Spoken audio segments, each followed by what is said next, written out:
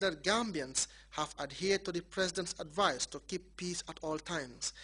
A team of international election observers are also on the ground to monitor the democratic process, and according to Joshua S. Schrager of the U.S. Embassy, so far, so good.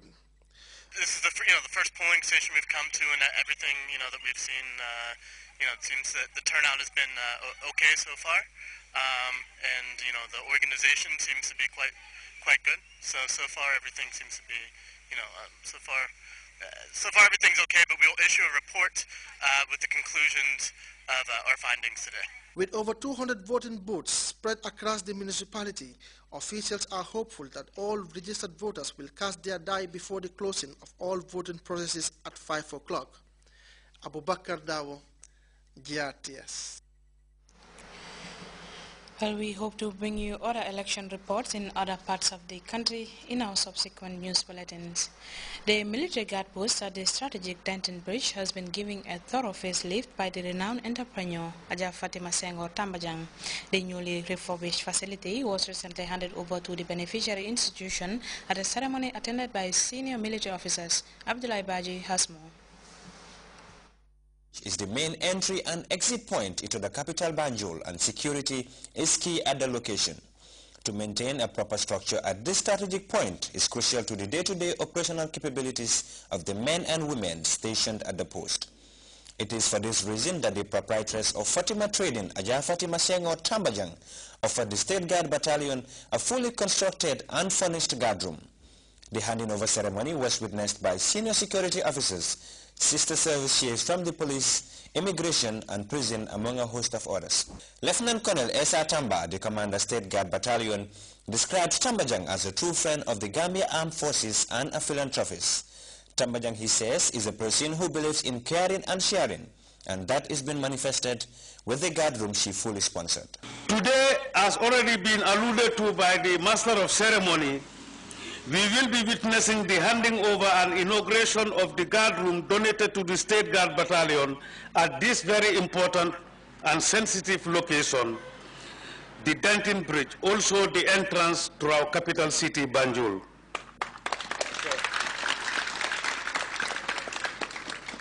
This new guard room was financed and constructed by a true friend of the Gambia Armed Forces, a philanthropist, and indeed a patriotic citizen whose love, care, and sharing for the Gambia Armed Forces has no boundaries. The sponsor of the guard room, Aja Fatima Senghor Tambajang, highlighted that the government of the Gambia has provided the conducive environment and opportunities for businesses to grow effectively. As a businesswoman, I am the view that the government of His Excellency the President has provided us with a conducive environment for doing business in this country and also guarantee our security as a Gambian.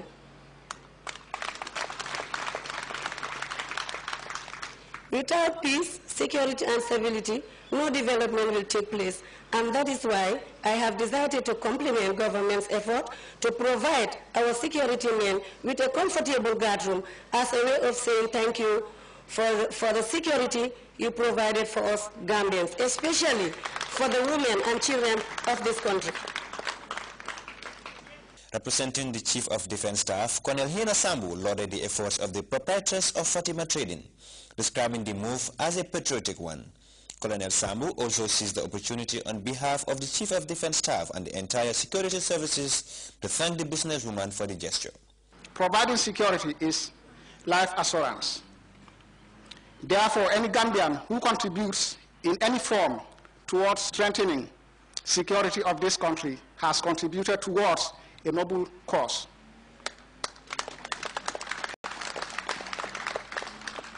Therefore, Mrs. Fatima Senghor's effort in building this magnificent complex is true testimony of her love for the Gambia, patriotism to the Gambia, and above all, loyalty to the state. With the completion of the construction of the guard room, the men and women on duties here will conduct their duties in a more conducive environment, thanks largely to the efforts of the proprietress of Fatima Trading. For GRTS News, I am Abdullah Baji. We'll be back with news from outside the Gambia after this break. Stay tuned.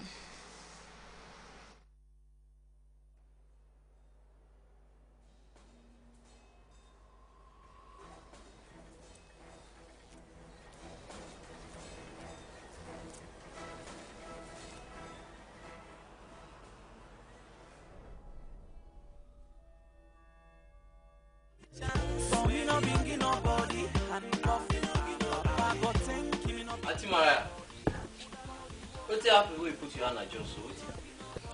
Me na pensioner. I don't get money. And I really need money right now. Now, also, I'll forgo get out. Now make you put your hand at your. Yes. You know, you forget say me say na pensioner. Our social security are common rights now. Then they pay 15 months drawback to all pensioners. And you not tap there.